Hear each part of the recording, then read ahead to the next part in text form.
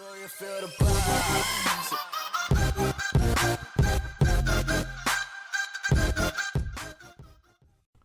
What's up, YouTube? It's Carolina Calvin coming back to you with another video. In this video, I want to talk about how done the Carolina Panthers are. No, this won't be a game recap. Now, I will reference back to this game. Of course, I've seen it in great detail, and I'm gonna give reasons why I think that, man, if you watch the game, you know why the Panthers are done. Stick a fork in them. But I'm gonna go down a bunch of different things while referencing this game, and of course, other games. The Panthers lost 29-3 against the at home against the Atlanta Falcons, a division rival.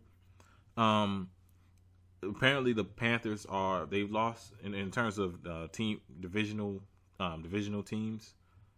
They've lost 15 of their last 22 games against division opponents. That's pathetic. They still got of course, I'm gonna get into schedule and stuff like that. But you still got the Saints twice. You still got to play the Falcons again, who apparently have got your number. You still got to play the Seahawks. You still got to play the Colts. Who Colts have a team, who knows what you're gonna see week in and week out, but they're a good team. This team's done. First thing I'm gonna bring up, Kyle Allen's trash. I've been telling people in the game recaps that this guy, he was winning because the defense was getting turnovers. They were, taking care of the football, and Christian McCaffrey was still, was doing his thing, which he still is. As a receiver, as a runner, he's still doing this thing. But you see, the defense is not getting the turnovers, and the Panthers are not taking care of the football. A lot of it has to do with Kyle Allen himself. The offensive line sucks. Greg Little was horrible in the Falcons game. He was terrible. Multiple penalties. He gave up a couple of sacks. The dude sucks, man. He definitely sucked in the Falcons game, and it's still a continuing problem with the Panthers' offensive line. People now want to talk about it. Now they got a different quarterback, and it's not a quarterback that they don't like for whatever reason. He's not back there.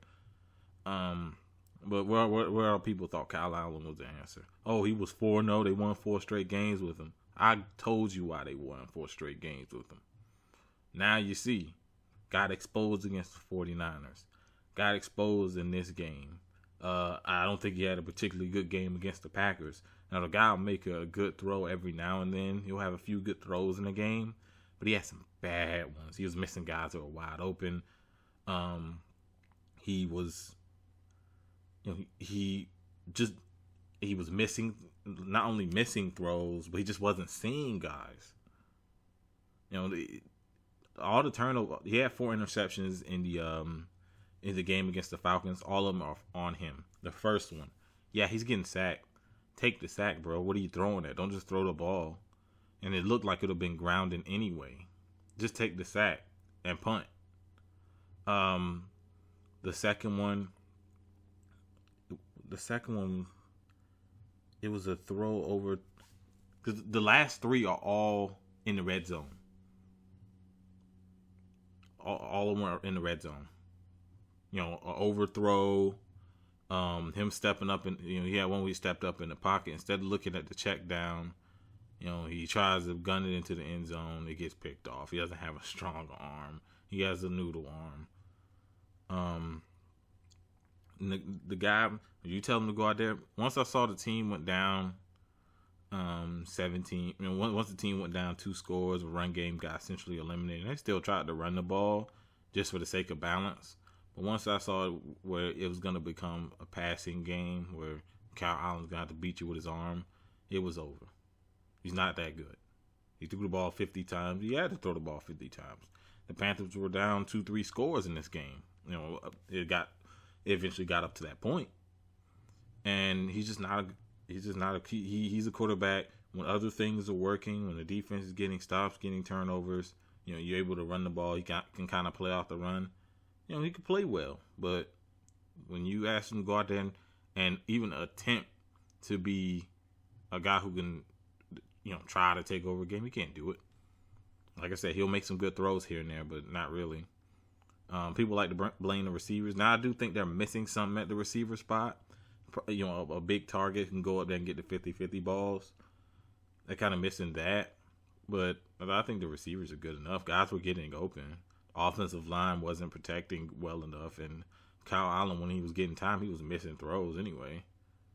Like I said, at the end of the first half, he had to throw to Greg Olsen. Greg Olsen's going to get that first down, get out of bounds. Yet he throws it. He overthrows. I can't remember who that is. I believe it was Jerry's right. I could be wrong. But he overthrows him into triple coverage. It was a throw. If that throw's not on the money, it's going to get picked. And he overthrows him by a lot. And it turns into a pick. The safety behind him picks it off. You got to be able to make those throws. And I don't know if it's at that point he should have got pulled. He should have got pulled after the first half. Maybe after the third pick. Should have got pulled by then. Let's see what Will Grier can do. At this point, the season's over. The season's over. And by the way, is Ron Rivera still the damn coach? And I know last year Cam Newton was the scapegoat. Oh, I had a hurt quarterback last year, so I should keep my job or whatever. And you played the man hurt, so you could use him as a scapegoat. What's your scapegoat now? People bigging up Kyle Allen like he was good. He's trash. Garbage. So when are you going to look at Tepper? When are you going to look at Ron Rivera himself? Get him out of there. The culture needs to change. The dude's over there making the same faces. There's no adjustments. The defense. Didn't he take over play calling duty? Why are there plays where Luke Kuechly is guarding Julio Jones in coverage? Why? Luke Kuechly's a great player, but he can't cover no Julio Jones in coverage. And I've seen games in the past where you had Luke Kuechly covering Julio Jones. It's just not going to happen. It's already difficult to cover the guy with corners. But you try to cover one of the best receivers in football with a linebacker, it's just not going to happen. So not only that, defense. Let's get into the defense. The defense, they've done a great job of getting after the quarterback, but they have been garbage against the run. Bottom 10. Last I checked, I think they were like 25th, 26th. I could be wrong, but they've been trash. Doesn't matter where they rank. I know they rank as one of the bottom 10 teams. Terrible. We're talking about a team in the past has been top 5. You just couldn't run the ball on them. But this year, they've been getting manhandled up front. Guys have been missing tackles. Eric Reed, he's been missing tackles like crazy. It's been terrible. Trey Boston, I think he's been better than Eric Reed. He's had his problems, but you can tell, he's still giving effort. He was still giving effort in this game. But Eric Reed has been missing a lot of tackles. Guys have been out of position. That front four is just not getting through blocks. They really miss K'Wan Short in terms of the run defense. Not only in terms of pass rushing, even though they still been good, they miss him in terms of being able to plug the run. Because those guys they put in there just haven't been able to do it. Teams have been able to run the ball all over them throughout the season. Now Atlanta didn't gash them as much as some other teams have, like the Packers or the 49ers. But they couldn't get after Matt Ryan. He's had trouble with his offensive line this year. They really couldn't get after him. But it doesn't help when your offense turns the ball over 4 times and your and special teams gives up a punt return for a touchdown. That don't help. Just saying.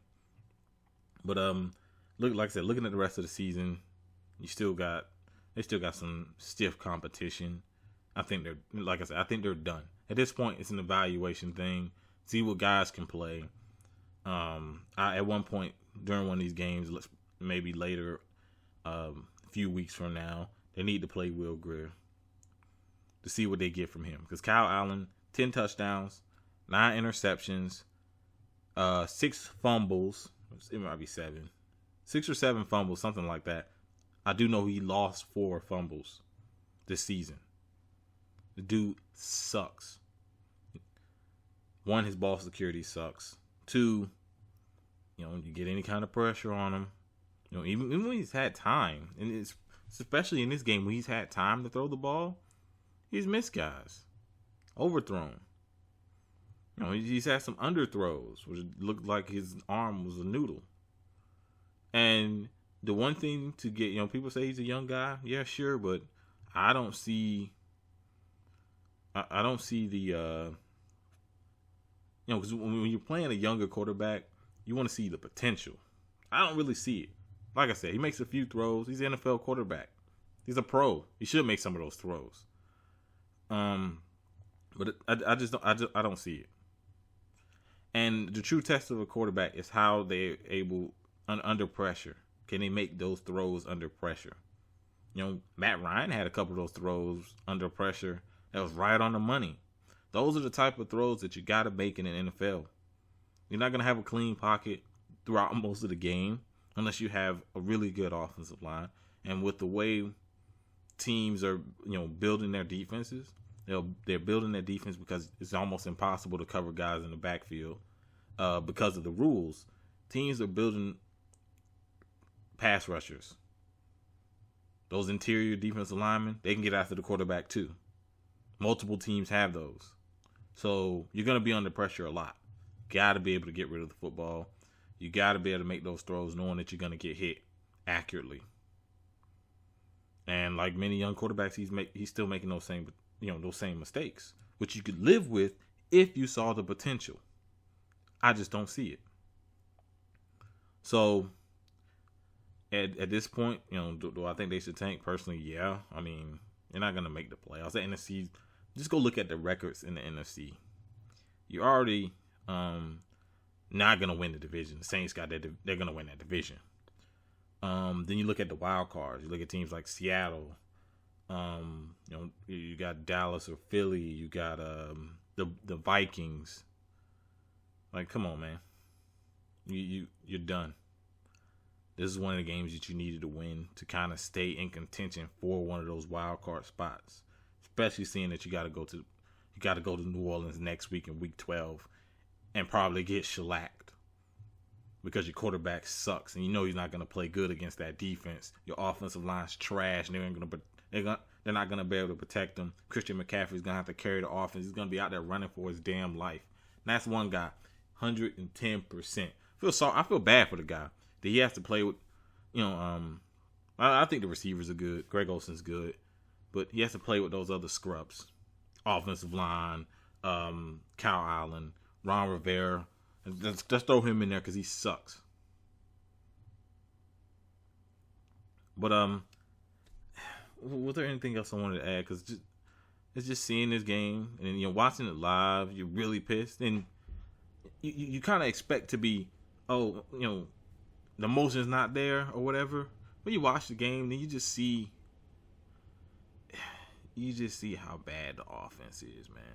Defense isn't great either, especially when they're not getting the turnovers.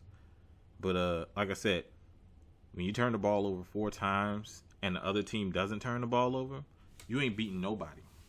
This is the NFL. This is not college where you just got a talent advantage. No, usually the talent's pretty close, and it's stuff like that that's the deciding factor between winning and losing. Ron Rivera always gets outcoached. Most games, this dude gets outcoached. He just don't have Cam Newton, healthy Cam Newton, to either be the scapegoat or carry him to a win. That's what Cam Newton's done his whole career. He's either been the scapegoat because he's gotten hurt, or he's been the guy who put on Herculean efforts to keep this guy's job.